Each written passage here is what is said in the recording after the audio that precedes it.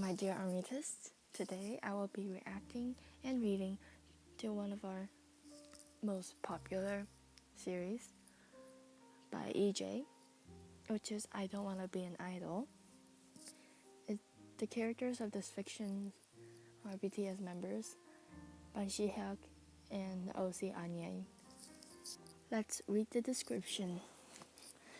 After her parents died in a car accident, Anye stayed with her uncle, Ban Si-hyuk, founder and producer of Big Hit Entertainment.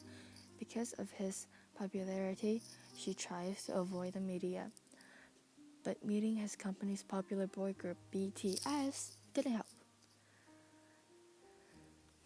She never was a fan of attention, so she builds a wall around herself and tries not to get close to anyone working for her uncle. But the boys always try to get close to her, and the more she pushes them away, the more they want to befriend her. And when Destiny plays, she found herself falling for the group's oldest member, Kim Seok-jin. Let's read chapter 1. Welcome home, Yane, my uncle said as we entered his house. I laid my bag on the floor and looked around. The house was big and clean. It's been years when I last visited here with my parents. I prepared your room and please feel at home. Tell me if there will be things that you need. Uncle Bang Si-hyuk is now the only family I had left. After my parents' accident, he convinced me to move into his house. He is my mother's brother, and growing up, he was the only uncle I'm close with. Are you okay? I nodded. This place didn't change much the last time we came here. He showed me my room, and I packed my bags. I'm still in shock after my parents' death, and I'm glad my uncle is always there for me.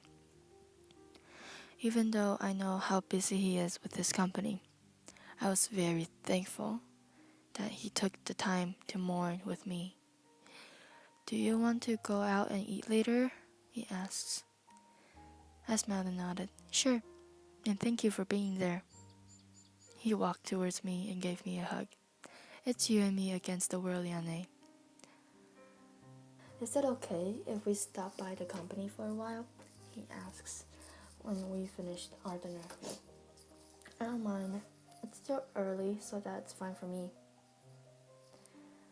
The reason I rarely spent my time with him before is because of his popularity.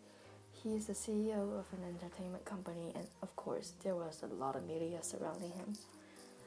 Do you want to come in? Don't worry, it's safe inside, and no paparazzis. I shrugged. Yeah, sure. It was my first time coming here, so I didn't really knew this place.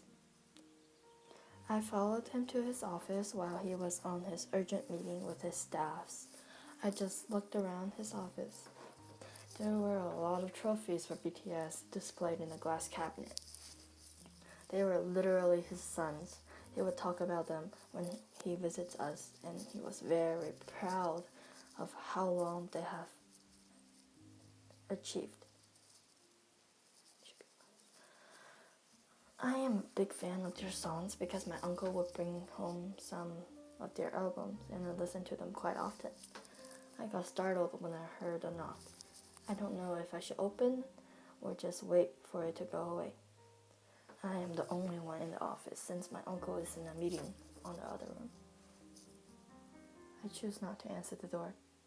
PD님, I recognized Namjoon when he peeked and looked inside, letting himself in.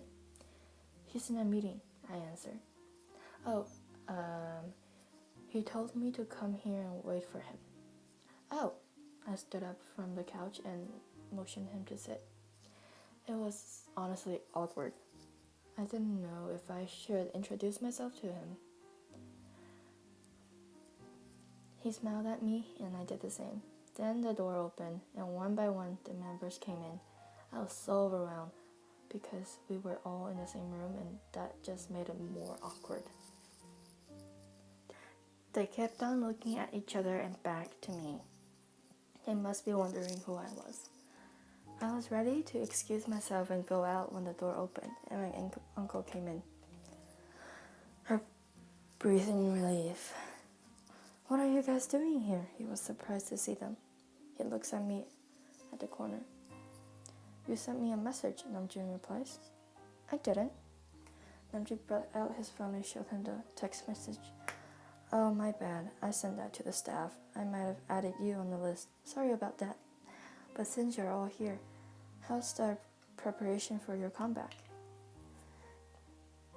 He went to his table and sat as the boys stood in front of him. I didn't know if I was supposed to hear their conversation or not. I cleared my throat and everyone looked at me. Excuse me, I said awkwardly and went out. The hallway was empty, so I went around the place and I found myself going at the rooftop. The wind was chilly and it was almost dark. The place was pretty much empty except for the plants on each corner and some benches. As I don't want to brought out my phone, I went to some of the condolence messages of some of my friends and my parents' friends, but I couldn't finish reading all of them because it still hurts. I looked up at the sky. I miss you both, I whispered, and I couldn't help but cry. I tried to act fine in front of people, but whenever I'm alone, I always think of them. Rough day? I heard someone say, so I quickly wiped my tears away. Sorry, I didn't know you're there. I turned to see Jin. I believe he's the oldest of the group. I stood up. That's fine. I walked to the door, but before I could go down, he spoke. It'll be fine. I turned to him. Sorry? He smiles. Whatever you're going through, eventually you'll be fine.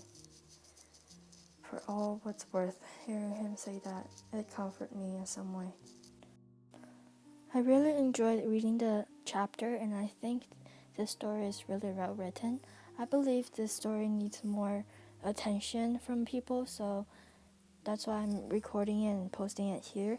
Please check it out. The link is down below, and have a nice day. See you next video.